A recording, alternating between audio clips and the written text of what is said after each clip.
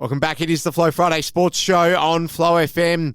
Time to have Lewis Roberts join us now, the Moringa star, to talk all things Millewa football. Lewis, great to be back with you. How are you? Yeah, going great, Alice. It's been nice and sunny here in Mildura all week, but tomorrow's meant to be raining, so it's going to be an interesting one. Might have some typical wet weather footy conditions on the horizon. Before we go and talk about what that might mean going forward into the weekend, let's talk about last weekend. And Lewis, some positive signs for your boys against Werrimull, posting a final score yourselves of 61, kicking a decent amount of goals and putting some scoreboard pressure on to Werrimull, or at least not making life too easy for the Werrimull Magpies. Yeah, we ended up kicking 9 goals, 7 I think it was in the end. So our goal was to get 10 goals for the day, and we almost got there, but no.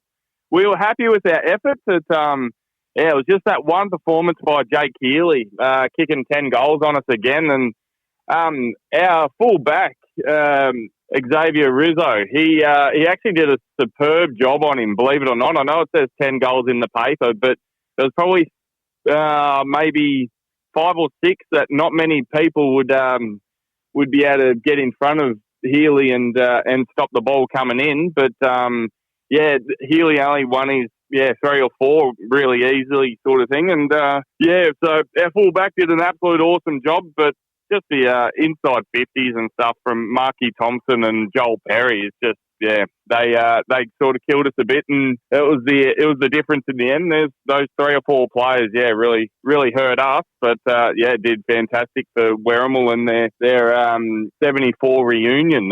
Their premiership side back in 74. They were all up and about. I heard a bit of banter on the sidelines. It was good. Were there any festivities afterwards? What was the day like overall? Yeah, no, the day was great. The old Werrimull boys, they went back to the Werrimull pub and had a couple of quiet sherbets over the wood there, and we went back into town. So we licked our wounds a little bit, but I'm sure the Werrimull boys partied on through the night for a bit. Good stuff. All right, let's look at a game that was far closer between Gol Gol and Cardross. Just 2 points in it. Game of the season so far, Lewis, in this competition? Absolutely, and I reckon they're the most even side in the competition too. If you could pick 2 sides to face off in a grand final and say go for it, it'd be those 2 sides. They don't have, an absolute star-studded lineup or anything, or they're not the quickest or the tallest, but they're just so evenly matched, and we've seen that throughout the whole year. If you could pick 2 sides, it was those 2 for sure that you'd want to see. But Cardross coming home with what I can only understand is a absolutely hard-fought win in that last quarter, holding on in the last couple of minutes, and coming home with the chocolate. So, it would have been an absolutely superb day to go and watch those 2 teams hit out, that's for sure. Absolutely. The third and final game we'll chat about, Bamble 174 to Nanji 40. Hard one for Nanji to take here. Yeah, absolutely. Bamble, I'd heard rumours, but the rumours had come true. There's 2 new boys back in town from last year, Jason and Nathan Hura. They've come back from Karoonda, which is just out of Echuca, and they've just boosted Bamble's midfield no end and forward line. So just too tall, too strong, too quick, too fit, the whole lot. So I was almost going to say last week that Cardross are red-hot favourites for the flag, but now I think Bamble, with those couple in, if they keep them all injury-free, of course, there's still 8 rounds left, I think it is, 6 rounds left. Bamble would have to be in the box seat right now, I'd think. So, kudos to Bamble for getting those 2 back in the side and all that sort of thing. But, they're definitely going to be a hard one to stop. So you've gone out and made the call.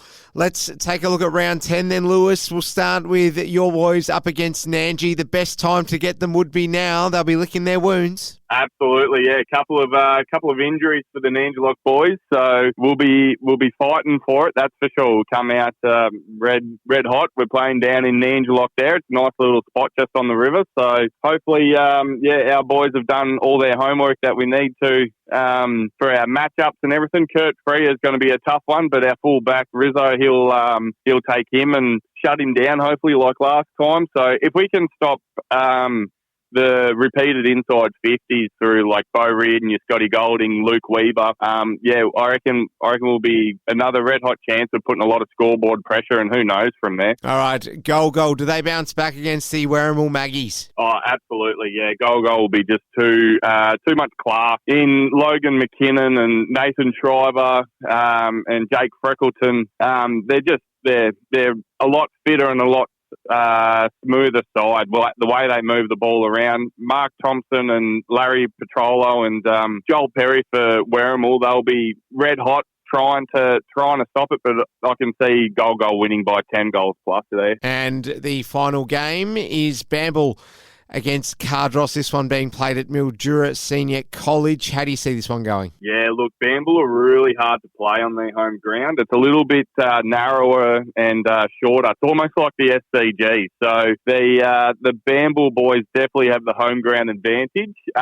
Cardross will put them to the test, that's for sure. But I just see their midfield being way too strong now to really try and get your ball forward and stuff. So it's definitely going to be a tussle throughout stoppages, your boundary throw-ins and your centre ball-ups and all that sort of thing. But I feel that Bamble are going to come home. They've got Luke Stanbrook and Brad Congress up forward, and even Brad Thompson, who's their forward pocket, kicking in a few goals every week. So they're just too strong all the way around the ground. I think it's going to be a close game. It's going to be game of the round for sure, but yeah, Bamble will get up by 25 points, I reckon. To Millewa women's football, and going off of last weekend's results, very similar margins across both games, starting with your sides, women's team, Moringa and Werrimull, about just over 100 points in that game.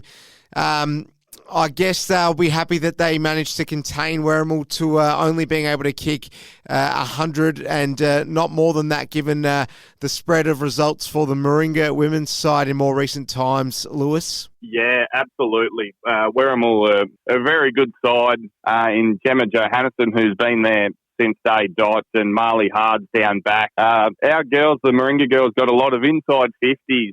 They just weren't able to go that extra step forward and get it right to the goal square and give yourself the best possibility of shots on goals. But I watched a few of the centre clearances from the Werrimull girls, and they moved it out so nicely. Like, they won the centre clearances, moved it out to the wing, and then just straight down the ground. So they moved the ball very nice.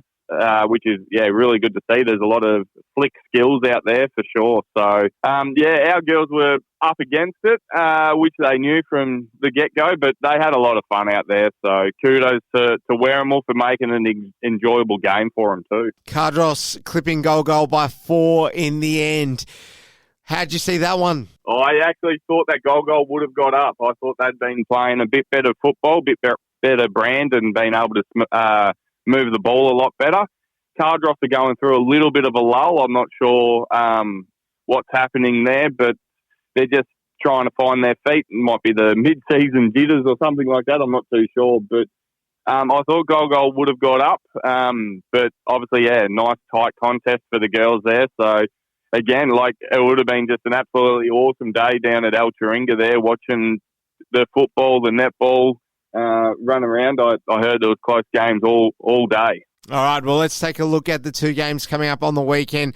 First one being Werrimull and Gol Gol going at it. Should we get some goals there, Lewis? Yeah, absolutely. I think there's going to be, both sides will kick around 10 goals. It's going to be another close game for the Gol Gol girls. They'll be up for the challenge, that's for sure. And Werrimull put their head over the ball like they always do, but I can see Werrimull just being that little bit better around the ground and a little bit smoother. They've played a lot of football together, so I think the Werrimull girls will get up. Finally, how do you see the Bamble-Cardross game going? I think Cardross will get up quite comfortably in the end. It's going to be a tight battle for them. The Bamble girls, there's a few tall ones in there and all that sort of thing. But I think Cardross have just got their gel together and everything they'll rely on, they would have worked on throughout the week. And I reckon they'll get up 20 points plus. Lewis Roberts, great work and really do appreciate your time. Good luck on the weekend as well. We'll speak to you soon and we might even have you in for a live studio interview coming up